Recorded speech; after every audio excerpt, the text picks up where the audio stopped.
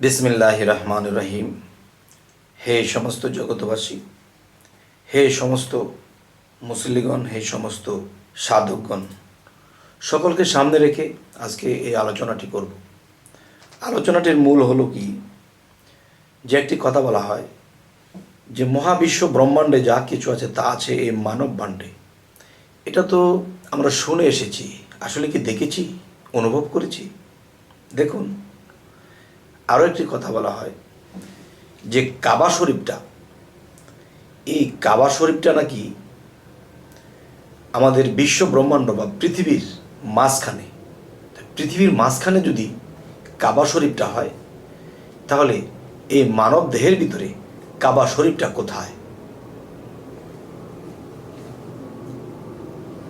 তবে আজকের আলোচনাটি এই কাবা শরীফ সমগ্র বিশ্ব এবং বিশ্বের ভিতরে পৃথিবী এবং পৃথিবীর মাঝখান জায়গাটায় কাবা শরীফ পড়েছে।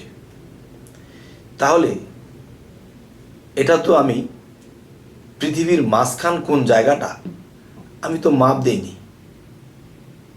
আচ্ছা, এটা শুনে বিশ্বাস করতে হবে। তাহলে আমরা তরিকতের জগতে আছি, আমরা সাধনার জগতে আছি, আমরা মুর্শিদ ধরা মানুষ। আমাদের প্র্যাকটিক্যাল দেখতে হবে যে এই মানব ভাণ্ডের ভিতরে কোন জায়গাটির মধ্যে কাবাটি আল্লাহ রেখেছেন। যদি আমার মধ্যে আমি কাবাটি খুঁজে পাই, তাহলে বিশ্ব ব্রহ্মাণ্ডের কি মধ্যে আছে না সাইডে আছে তা আমি বুঝতে পারবো, আপনারাও বুঝতে পারবেন। আজকে প্র্যাকটিক্যালি যদি আলাপ করি, দেখেন, আমি কিন্তু যদি এই কথা বলি যে মহাবিশ্ব ব্রহ্মাণ্ডটা মহামানব আর এই ক্ষুদ্র আমরা ক্ষুদ্র মানব, তাহলে ক্ষুদ্র বিশ্ব ব্রহ্মাণ্ডের মধ্যে যদি আমার কাবাকে খুঁজে পাই, তাহলে দেখা যায় যে মহাবিশ্বের মধ্যে যে কাবাটি নির্মাণ করা আছে এটার স্থানটিও আমরা খুঁজে পাব। সেটি হলো, দেখুন, যে বিশ্বের অমুক প্রান্ত থেকে আরব প্রান্ত পর্যন্ত যদি আমরা এটাকে মাপি, তাহলে আমার পক্ষে আপনার পক্ষে সম্ভব হবে না।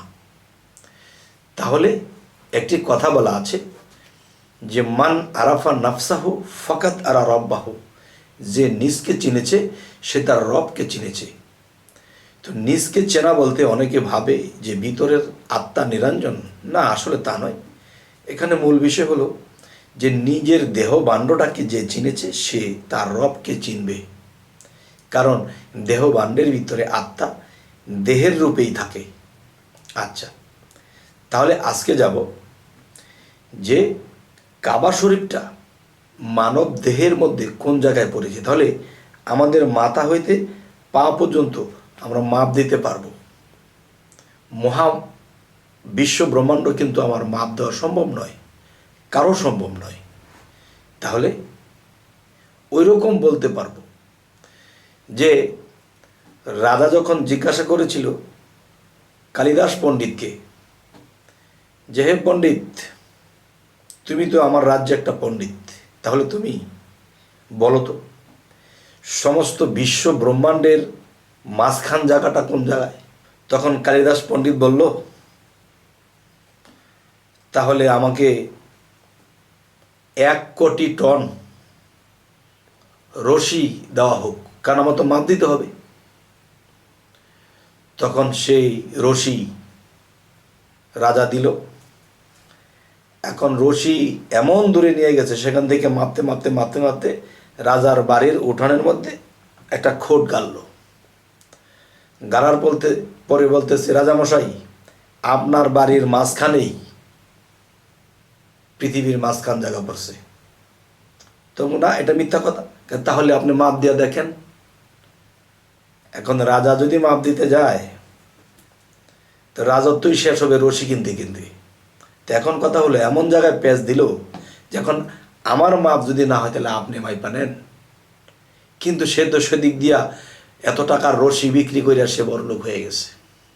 তো এখন কথা সেটা না যে এরকম অনুমানিক মাপ আমরা দেব না, আমরা সঠিকটা করবো ইনশাল্লাহ। সেটা কিভাবে দেখেন, যে এই মাথা হতে পা পর্যন্ত যদি আমরা মাপি, মাপার পরে রশিটাকে যখন আমরা দুপাল্লা করব, দুপাল্লা করলে দেখবেন পায়ের থেকে নাভি পর্যন্ত আসবে, আবার মাথা থেকে নাভি পর্যন্ত আসবে, নাভির এরিয়া পর্যন্ত আসবে।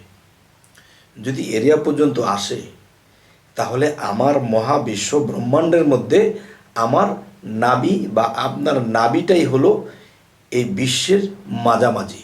যদি বলা হয় এটা তো লম্বানে হলো, তাহলে আপনি হাত যদি এরকম করেন তাহলে আপনি শুয়ে যাবেন, শুইলে পরে ডাক দিলে একটা ডিমের মতো গোল হবে।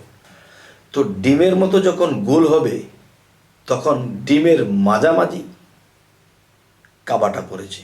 ঠিক মানুষ মাথা হইতে পা পর্যন্ত যখন মাপ দেওয়া হবে তখন নাভিকুণ্ডের এরিয়ার মধ্যেই এই কাবার স্থান রয়েছে।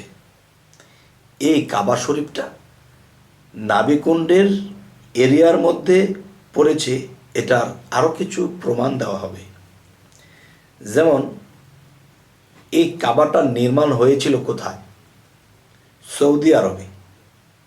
আচ্ছা, তাহলে মক্কা শরীফ যাকে বলি, কাবা শরীফ যাকে বলি, সেখানে একটা বিশিষ্ট খারাপ জায়গা ছিল।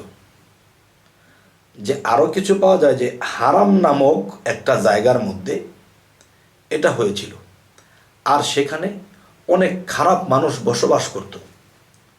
আর অনেক খারাপ মানুষ বসবাস করত এই কারণে আল্লাহ একটা উৎকৃষ্ট মানের শ্রেষ্ঠ নবী সেই খারাপ জায়গাতে পাঠিয়েছে।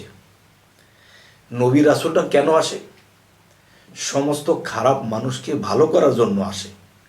ভালো মানুষ যেখানে আছে সেখানে তো আর নবীর দরকার হয় না, যেখানে খারাপ সেখানেই দরকার। তাহলে সেখানে নোংরা একটা জায়গা ছিল, হারাম নামক একটা জায়গার মধ্যে এই কাবাটি নির্মাণ হয়েছিল। তখন নবীজি এই কাবার ভিতরে মূর্তিও ছিল, এগুলোও পরিষ্কার করা হয়েছে, এবং আশেপাশের ময়লাযুক্ত এগুলোও পরিষ্কার করা হয়েছে, এবং ওই এরিয়ার মধ্যে অনেক মানুষকেও হেদায়েতের পথে নিয়ে আসছে। যাই হোক, তাহলে দেখবেন আমাদের যে নাভিকুণ্ড, নাভিকুণ্ডর উপরে যদি আসি তাহলে আমাদের এদিকে ময়লা চয়লা নেই। নাভির নিচে যখন নামো তখন ময়লার টাঙ্কি পাওয়া যাবে, বিভিন্ন ময়লা নর্দমার লাইন নাভির নিচে। আর নাভির উপরে যদি উঠি তাহলে পরিষ্কার, এখানে কাল্ব পরিষ্কার। আল্লাহ, নবী, আদম এই তিনজনে মিলে একদম। আল্লাহ, আদম, নবী এই তিনজনে মিলে হয় এক ছবি। তাহলে নবীর যে পাবি সেই তো খোদার কাছে যাবি। যাই হোক, আজকের কথা হলো যে যেই নাভিকুণ্ড এর একটু নিচেই কিন্তু ময়লার টাঙ্কি, বিভিন্ন ময়লা টয়লা। তাহলে আজকের যে বিষয়টি হলো কি, যে কাবা শরীফটা বিশ্বের বা পৃথিবীর মাঝামাঝি।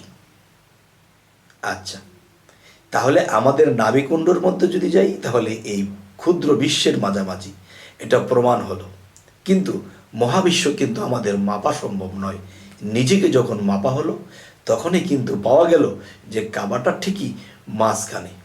তবে হে সমস্ত জগতবাসী, আমি পরবর্তী আলোচনা নিয়ে আসছি, সেটি হলো রাসূল আপনার মানব দেহের মধ্যে কোথায় বাস করে, সেখানে তিনি এখন কি করতেছে, তার কাজটা কি। 1450 বছর আগে তিনি যা করে গেছিলেন এখন কি তাই করছেন, এবং মানব দেহের মধ্যে রাসূল কোন জায়গায় বসে কি করতেছে, এই পর্ব নিয়ে আসব পরের বার।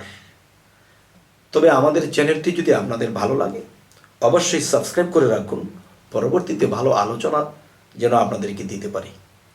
তো সকলে ভালো থাকবেন। আল্লাহ হাফিজ।